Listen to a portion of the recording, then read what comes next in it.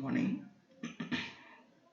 Today my topic is 20EL58 Synchronous and Induction Machine Laboratory. This is 1.5 credits paper, and today we are going to see experiment number 1, load test on single phase induction motor.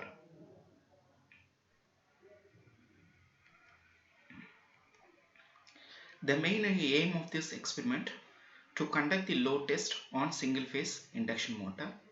Nameplate details are induction motor, type, speed, voltage, current, frequency. So type is, it is single phase induction motor, speed 1430 rpm, voltage 220 volt, current 7.5 ampere, frequency 50 hertz. This is the specification of the machine. To execute these specifications, we need an apparatus to complete the experiment. So for that, there are 4 parameters. One is voltmeter. It is moving ion type. The range is 0 to 300, one number.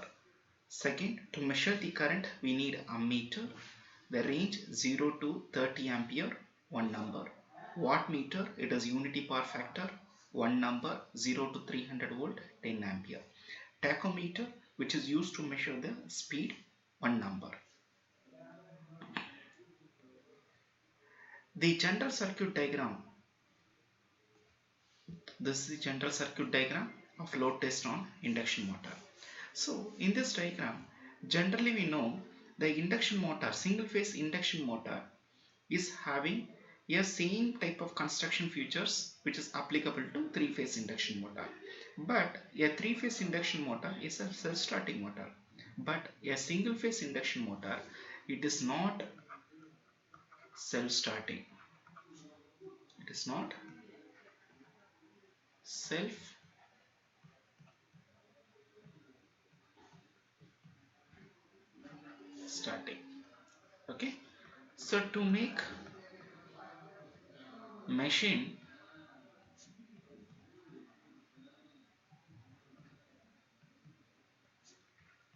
to self-start,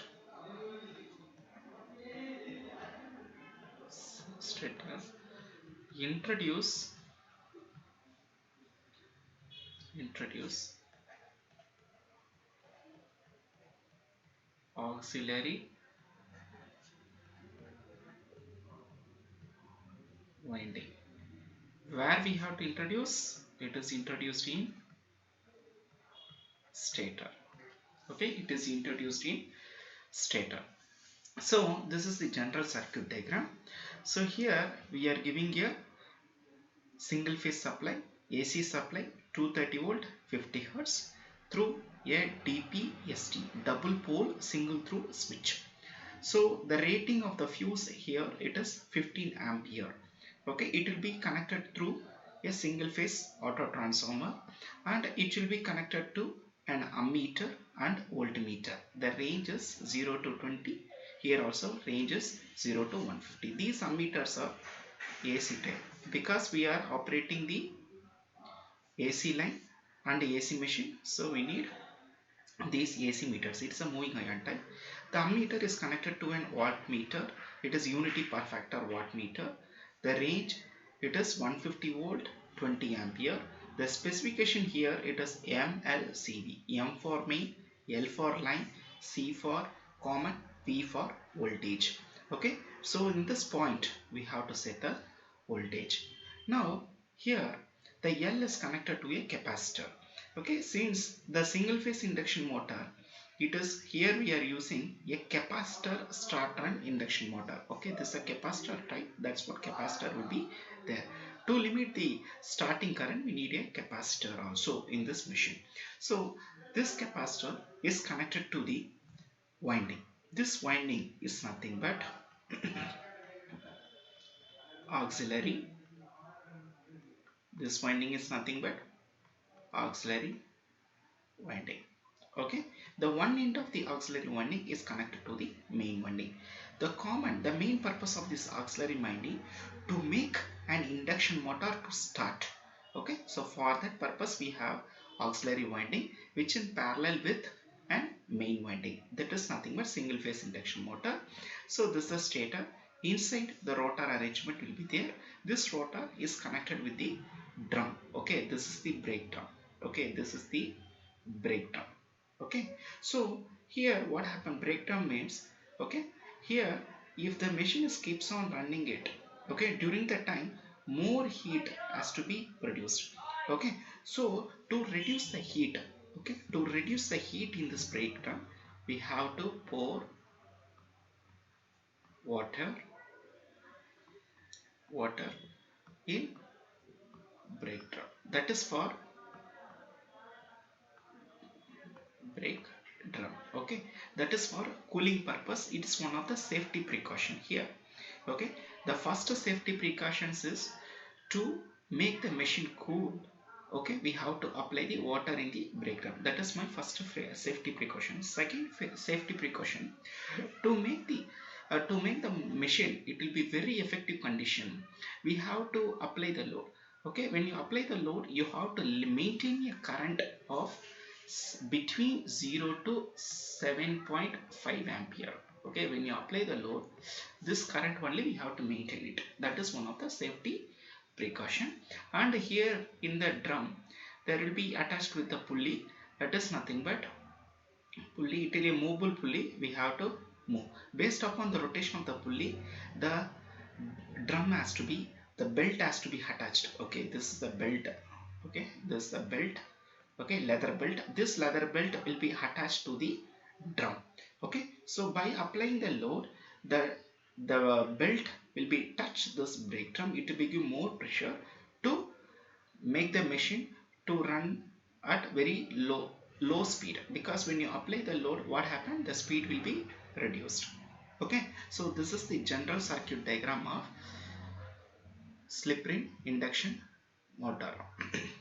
Load test on induction motor, single phase induction motor. Here when you apply the load, okay, load is fully removed from the brake drum. The radius of the brake drum, the first point it is in procedure, the connections are made as per the circuit diagram. The load is fully removed from the brake drum. The radius of the brake drum is noted. Second point, supply switch is closed. Readings of all the meters is noted. Speed is also be measured. Load is gradually increased on the brake drum by using the spring balance, and at each step all the readings are noted and tabulated. Speed is also be measured. This is continued till the rated current of the machine is reached. From the tabulated reading, power factor, torque, slip, efficiency are calculated, and the graph of which shows efficiency, power factor, slip in percent, torque, always bhp of motor.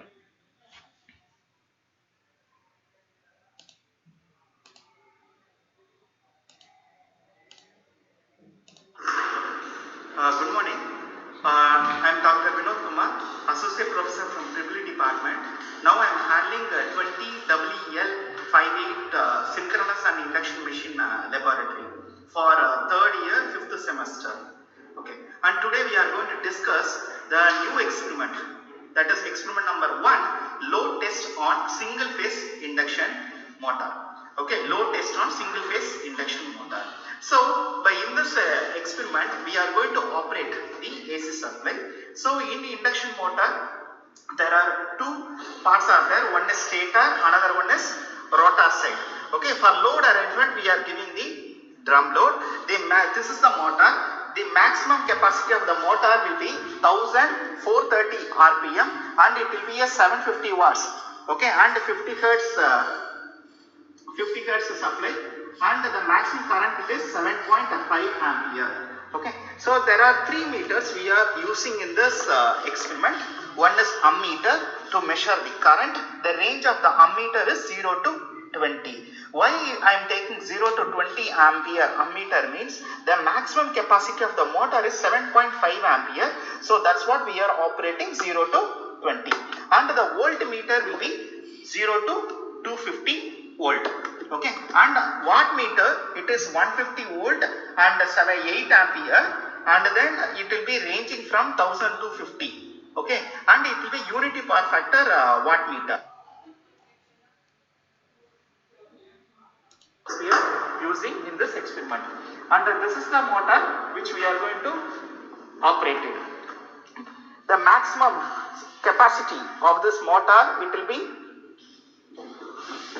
maximum capacity, it is maximum capacity, it is 750 and 50 hertz and 1430 rpm. The rated ampere is 7.5 ampere. Rated ampere is you have to operate the motor only till 7.5. That's what I am taking the ammeter 0 to 10 ampere or 0 to 20. Okay. And now we are going to start giving the connection. Okay. The first connection, we are starting from positive terminal, that is it will be in black color, positive terminal, positive to ammeter common point. And because the range is 20, so I am connecting one lead to the 20 ampere to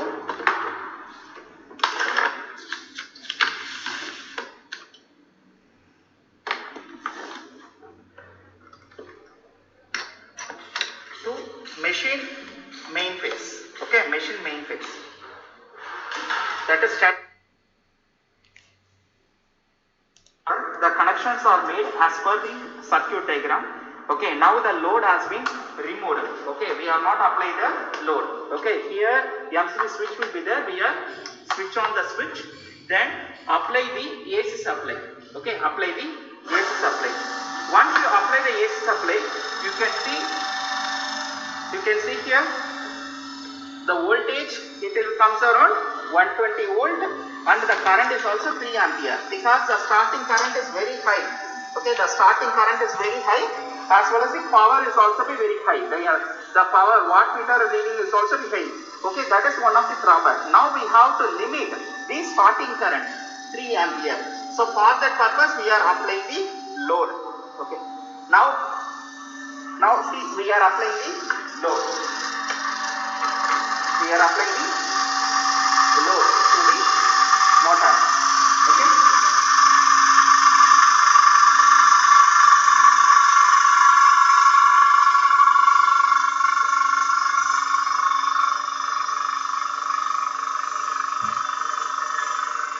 Once you apply the rotor step by step, the current value will be increasing it. The current value will be increasing. Okay, increasing gradually. The power value also we have to take down. So based upon this current and power, we have to measure the torque and power factor and slip also. Okay, now we are going to see the tabular column. First step, we have to measure the diameter of the brake drum. Okay, it should be in meter. So how to measure the brake drum diameter means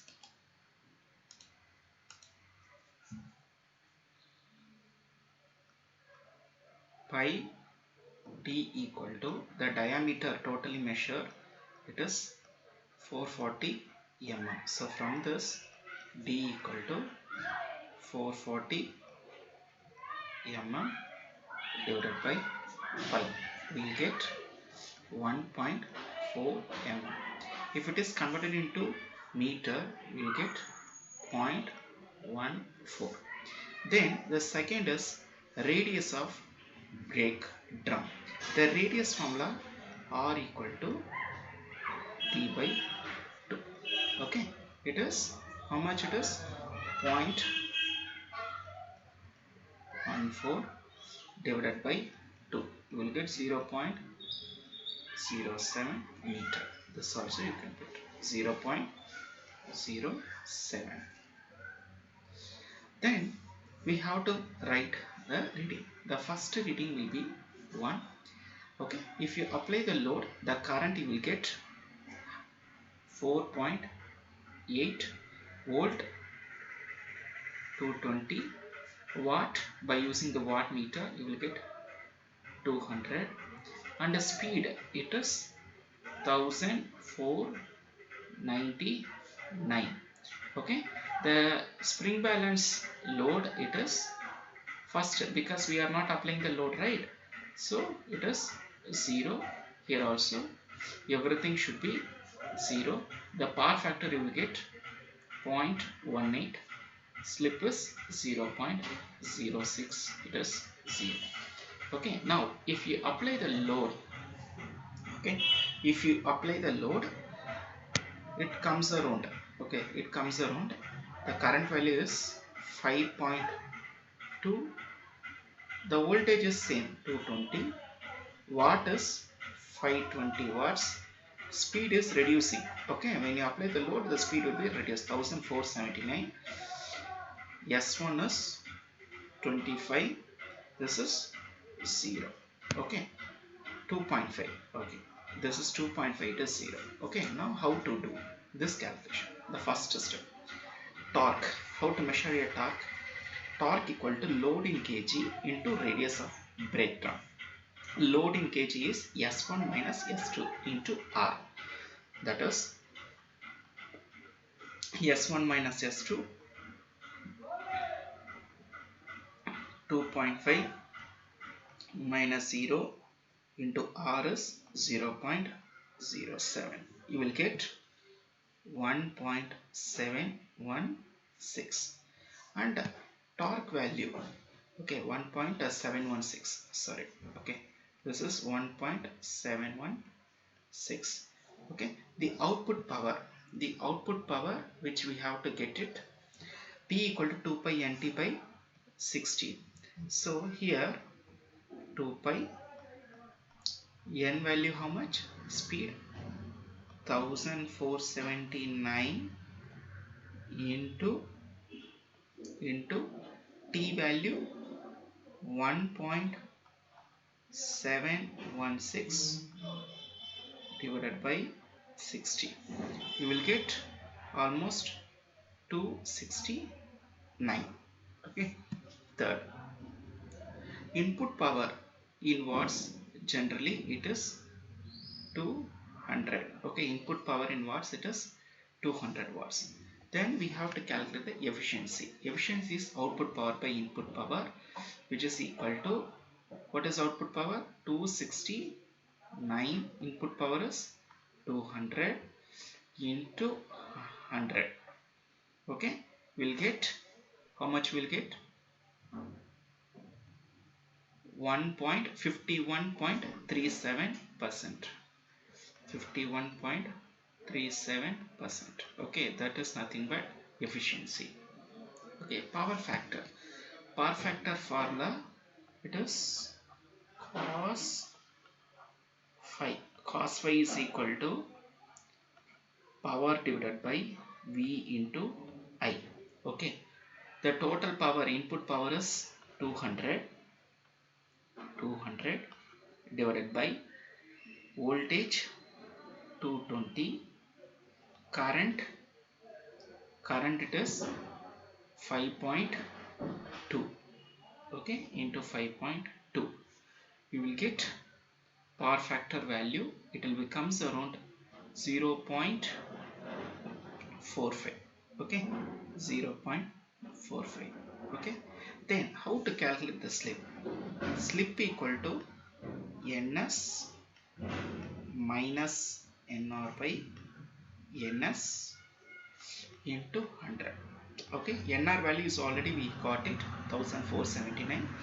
ns value it is no lower, synchronous speed is 1400. If you minus it, you will get 1.4%. okay, you will get 1.4%. now by using this calculation, we have to plot a graph. okay, in x-axis it is a slip, power factor, torque, efficiency. Y-axis output HP.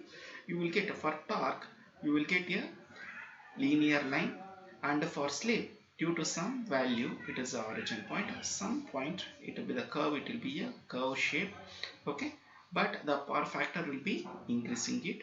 But when you compare with the efficiency will be linearly increase, then you will get a smooth curve, because after some time the machine is running a normal condition. Okay, the result of this, by using this load test on single phase induction motor, we can calculate the performance characteristics, slip, power factor, torque, efficiency, and the same parameters, whatever the parameters which we calculated, it is plotted in the graph. Okay, thank you.